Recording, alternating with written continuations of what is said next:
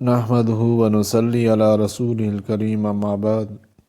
فاعوذ باللہ من الشیطان الرجیم بسم اللہ الرحمن الرحیم وَإِذَا رَأَيْتَ الَّذِينَ يَخُوضُونَ فِي آيَاتِنَا فَأَعْرِضْ عَنْهُمْ حَتَّى يَخُوضُوا فِي حَدِيثٍ غَيْرِهِ وَإِمَّا يُنْسِيَنَّكَ الشَّيْطَانُ فَلَا تَقْعُدْ بَعْدَ الذِّكْرَىٰ مَعَ الْقَوْمِ الظَّالِمِينَ۔ اور جب تو دیکھے ان لوگوں کو کہ جھگڑتے ہیں ہماری آیتوں میں تو ان سے کنارہ کر یہاں تک کہ مشغول ہو جاویں کسی اور بات میں، اور اگر بھلا دے تجھ کو شیطان تو مت بیٹھ یاد آ جانے کے بعد ظالموں کے ساتھ۔ خلاصہ تفسیر: اور اے مخاطب، جب تک ان لوگوں کو دیکھے جو ہماری آیات اور احکام میں عیب جوئی کر رہے ہیں تو ان لوگوں کے پاس بیٹھنے سے کنارہ کش ہو جا یہاں تک کہ وہ کسی اور بات میں لگ جاویں، اور اگر تجھ کو شیطان بھلا دے یعنی ایسی مجلس میں بیٹھنے کی ممانعت یاد نہ رہے تو جب یاد آنے کے بعد پھر ایسے ظالموں کے پاس مت بیٹھ بلکہ فوراً اٹھ کھڑا ہو۔ اور اگر کوئی واقعی دنیوی یا دینی ضرورت ایسی مجلس میں جانے کی ہو تو اس کا حکم یہ ہے کہ جو لوگ ممنوعات شرعیہ سے جن میں بلا ضرورت ایسی مجلس میں جانا بھی داخل ہے احتیاط رکھتے ہیں، ان پر ان طاعنین و مکذبین کی باز پرس اور گناہ تین کا کوئی اثر نہ پہنچے گا، یعنی بضرورت وہاں جانے والے گناہگار نہ ہوں گے، لیکن ان کے ذمے بشرط قدرت نصیحت کر دینا ہے۔ شاید وہ طعنے دینے والے بھی ان خرافات سے احتیاط کرنے لگیں، خواہ وہ قبول اسلام کر کے خواہ ان کے لحاظ سے، اور کچھ مجلس تکذیب کی تخصیص نہیں بلکہ ایسے لوگوں سے بالکل کنارہ کش رہ جنہوں نے اپنے اس دین کو جس کا ماننا ان کے ذمے فرض تھا یعنی اسلام کو لہو و لعب بنا رکھا ہے کہ اس کے ساتھ تمسخر کرتے ہیں، اور دنیوی زندگی نے ان کو دھوکے میں ڈال رکھا ہے کہ اس کی لذات میں مشغول ہیں اور آخرت کے منکر ہیں، اس لیے اس تمسخر کا انجام نظر نہیں آتا، اور کنارہ کشی و ترک تعلقات کے ساتھ ایسے لوگوں کو اس قرآن کے ذریعے سے جس سے یہ تمسخر کر رہے ہیں نصیحت بھی کرتا رہ تاکہ کوئی شخص اپنے کردار بد کے سبب عذاب میں اس طرح نہ پھنس جاوے کہ کوئی غیر اللہ نہ اس کا مددگار ہو نہ سفارشی ہو، اور یہ کیفیت ہو کہ اگر بالفرض دنیا بھر کا معاوضہ بھی دے ڈالے کہ اس کو خرچ کر کے عذاب سے بچ جاوے تب بھی اس سے نہ لیا جاوے۔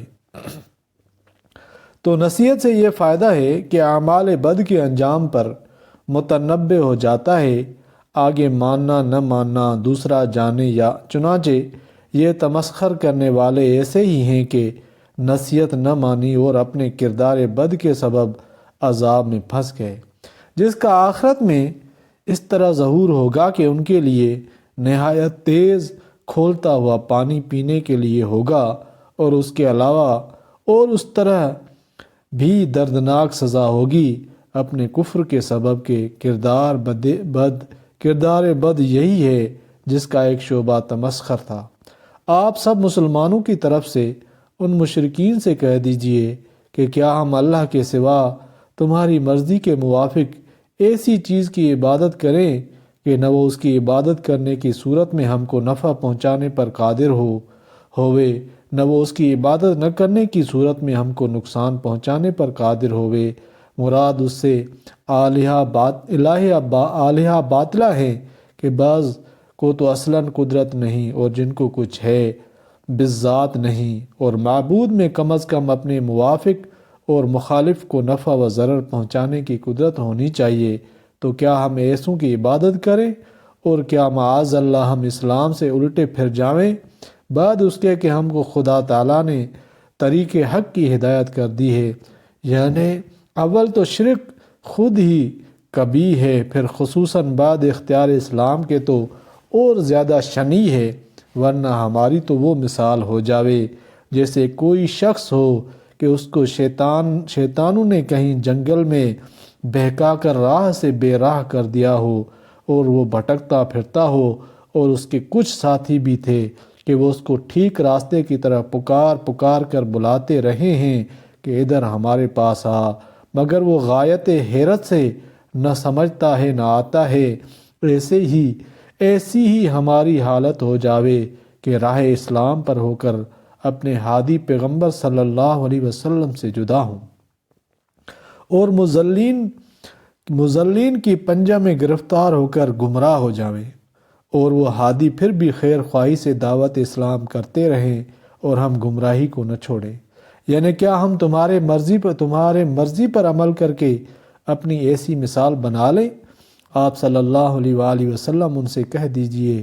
کہ جب اس مثال سے معلوم ہوا کہ راہ سے بے راہ ہونا برا ہے، اور یہ یقینی بات ہے کہ راہ راست وہ اللہ ہی کا بتلایا ہوا راہ ہے اور وہ اسلام ہے، پس یقیناً اس کا ترک کرنا بے راہ ہونا ہے، پھر ہم کب چھوڑ سکتے ہیں؟ اور آپ صلی اللہ علیہ وسلم کہہ دیجئے کہ ہم شرک کیسے کر سکتے ہیں؟ ہم کو تو یہ حکم ہوا ہے کہ ہم پورے مطیع ہو جاویں پروردگار عالم کے جو منحصر ہے اسلام میں، اور یہ حکم ہوا ہے کہ نماز کی پابندی کرو جو کہ توحید پر ایمان کی ظاہر تر علامت ہے، اور یہ حکم ہوا ہے کہ اس سے یعنی اللہ سے ڈرو، یعنی مخالفت نہ کرو، جس میں سب سے بڑھ کر شرک ہے، اور وہی اللہ ہے جس کے پاس تم سب قیامت کے دن قبروں سے نکل کر حساب کے لیے جمع کیے جاؤ گے۔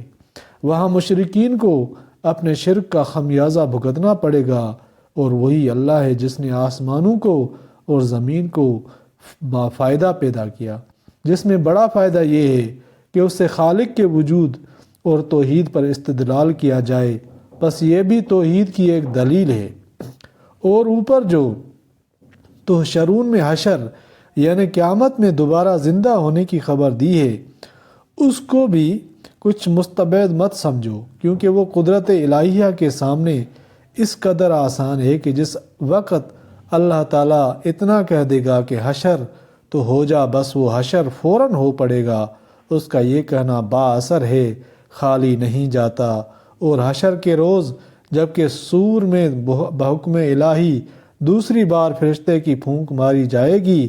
ساری حکومت حقیقتاً بھی ظاہراً بھی خاص اسی اللہ کی ہوگی، اور وہ اپنی حکومت سے موحدین و مشرکین کا فیصلہ کرے گا۔ وہ اللہ جاننے والا ہے پوشیدہ چیزوں کا اور ظاہر چیزوں کا، بس مشرکین کے اعمال و احوال کا بھی اس کو علم ہے، اور وہی حکمت والا اس لیے مناسب جزا ہر ایک کو دے گا، اور وہی ہے پوری خبر رکھنے والا، اور اس لیے کسی امر کا اخفا اس سے ممکن نہیں۔ اہل باطل کی مجلسوں سے پرہیز کا حکم۔ آیات مذکورہ میں مسلمانوں کو ایک اہم اصولی ہدایت دی گئی ہے کہ جس کام کا خود کرنا گناہ ہے، اس کے کرنے والوں کی مجلس میں شریک رہنا بھی گناہ ہے۔ اس سے اجتناب کرنا چاہیے، جس کی تفصیل یہ ہے کہ پہلی آیت میں لفظ یخوضون خوض سے بنا ہے، جس کے اصل معنی پانی میں اترنے اور اس میں گزرنے کے ہیں، اور لغو و فضول کاموں میں داخل ہونے کو بھی خوض کہا جاتا ہے۔ قرآن کریم میں یہ لفظ عموماً اسی معنی میں استعمال ہوا ہے، جیسے آیت میں وَكُنَّا نَخُوضُ مَعَ الْخَائِضِينَ اور فی خوضہم یلعبون وغیرہ آیات کی شاہد ہیں۔ اس لیے خوض فی الآیات کا ترجمہ اس جگہ عیب جوئی یا جھگڑے کا کیا گیا ہے، یعنی جب آپ صلی اللہ علیہ وسلم ان لوگوں کو دیکھیں جو اللہ تعالیٰ کی آیات میں محض لہو و لعب اور استہزاء و تمسخر کے لیے دخل دیتے ہیں اور عیب جوئی کرتے ہیں، تو آپ صلی اللہ علیہ وسلم ان سے اپنا رخ پھیر لیں۔ اس آیت کا خطاب عام ہر مخاطب کو ہے، جس میں نبی کریم صلی اللہ علیہ وسلم بھی داخل ہیں اور امت کے افراد بھی، اور در حقیقت رسول اللہ صلی اللہ علیہ وسلم کو خطاب بھی عام مسلمانوں کو سنانے کے لیے ہے، ورنہ آپ صلی اللہ علیہ وسلم تو بچپن میں بھی کبھی ایسی مجالس میں شریک نہیں ہوئے، اس لیے کسی ممانعت کی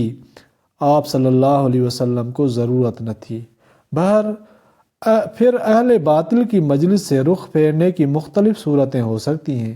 ایک یہ کہ اس مجلس سے اٹھ جائیں، دوسرے یہ کہ وہاں رہتے ہوئے کسی دوسرے شغل میں لگ جائیں، ان کی طرف التفات نہ کریں۔ لیکن آخر آیت میں بتلا دیا گیا کہ مراد پہلی ہی صورت ہے کہ ان کی مجلس میں بیٹھے نہ رہیں، وہاں سے اٹھ جائیں۔ آخر آیت میں فرمایا کہ اگر تم کو شیطان بھلا دے، یعنی بھول کر ان مجلس میں شریک ہو گئے، خواہ اس طرح کے ایسی مجلس میں شریک ہونے کی ممانعت یاد نہ رہی، یا اس طرح کہ یہ یاد نہ رہا کہ یہ لوگ اللہ تعالیٰ کی آیات اور رسول اللہ صلی اللہ علیہ وسلم کے خلاف تذکرے اپنی مجلس میں کیا کرتے ہیں، تو اس صورت میں جس وقت بھی یاد آ جائے اسی وقت اس مجلس سے اٹھ جانا چاہیے۔ یاد آ جانے کے بعد وہاں بیٹھنا رہنا گناہ ہے۔ دوسری ایک آیت میں بھی یہی مضمون ارشاد ہوا ہے، اور اس کے آخر میں یہ فرمایا ہے کہ اگر تم وہاں بیٹھے رہے تو تم بھی انہی جیسے ہو۔ امام راضی رحمۃ اللہ علیہ نے تفسیر کبیر میں فرمایا ہے کہ اس آیت کا اصل منشا گناہ کی مجلس اور مجلس والوں سے اعراض اور کنارہ کشی ہے، جس کی بہتر صورت تو یہی ہے کہ وہاں سے اٹھ جائے، لیکن اگر وہاں سے اٹھنے میں اپنی جان یا مال یا آبرو کا خطرہ ہو تو عوام کے لیے یہ بھی جائز ہے کہ کنارہ کشی کی ہوئی دوسری صورت اختیار کر لیں، مثلا کسی دوسرے شغل میں لگ جائیں، ان لوگوں کی طرف التفات نہ کریں، مگر خواص جن کی دین میں اقتدا کی جاتی ہے ان کے لیے وہاں سے بہرحال اٹھ جانا ہی مناسب ہے۔ اس کے بعد فرمایا وَإِمَّا يُنْسِيَنَّكَ الشَّيْطَانُ فَلَا تَقْعُدْ، یعنی اگر تجھ کو شیطان بھلا دے۔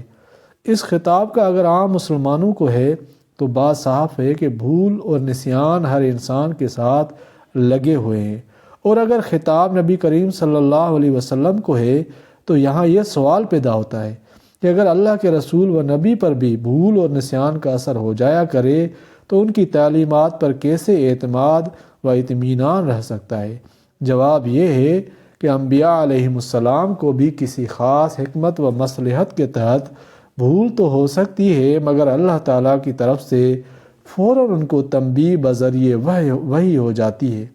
جس سے وہ بھول پر قائم نہیں رہتے، اس لیے بالآخر ان کی تعلیمات بھول اور نسیان کے شبہ سے پاک ہو جاتی ہیں۔ بہرحال آیت کے اس جملے سے معلوم ہوا کہ اگر کوئی شخص سہو و نسیان سے کسی غلطی میں مبتلا ہو جائے تو وہ معاف ہے۔ نبی کریم صلی اللہ علیہ وسلم کا ایک حدیث میں ارشاد ہے، میری امت سے خطا اور بھول کا اور اس کام کا گناہ معاف کر دیا گیا ہے جو کسی نے زبردستی اس سے کرا دیا ہو۔ امام جساس رحمۃ اللہ علیہ نے احکام القرآن میں فرمایا کہ اس آیت سے معلوم ہوا کہ مسلمانوں کو ہر ایسی مجلس سے کنارہ کشی اختیار کرنا چاہیے جس میں اللہ تعالیٰ یا اس کے رسول صلی اللہ علیہ وسلم یا شریعت اسلام کے خلاف باتیں ہو رہی ہیں،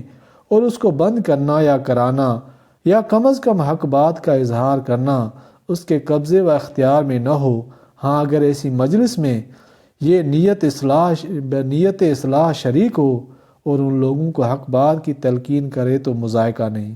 اور آخر آیت میں جو یہ ارشاد ہے کہ یاد آ جانے کے بعد ظالم قوم کے ساتھ نہ بیٹھو، اس سے امام جساس رحمۃ اللہ علیہ نے یہ مسئلہ اخذ کیا ہے کہ ایسے ظالم بے دین اور دریدہ دہن لوگوں کی مجلس میں شرکت کرنا مطلقاً گناہ ہے، خواہ وہ اس وقت کسی ناجائز گفتگو میں مشغول ہوں یا نہ ہوں، کیونکہ ایسے لوگوں کو ایسی بیہودہ گفتگو شروع کرتے ہوئے دیر کیا لگتی ہے؟ وجہ استدلال کی یہ ہے کہ اس میں مطلقاً ظالموں کے ساتھ بیٹھنے کو منع فرمایا گیا ہے، اس میں یہ شرط نہیں کہ وہ اس وقت بھی ظلم کرنے میں مشغول ہوں۔ قرآن مجید کی ایک دوسری آیت میں بھی یہی مضمون واضح طور پر بیان ہوا ہے، فرمایا ہے وَلَا تَرْكَنُوا إِلَى الَّذِينَ، یعنی ظالم لوگوں کے ساتھ میل جول اور میلان نہ رکھو ورنہ تمہیں بھی جہنم کی آگ سے پالا پڑے گا۔ اللہ تعالیٰ سمجھنے کی توفیق عطا فرمائے، آمین یا رب العالمین۔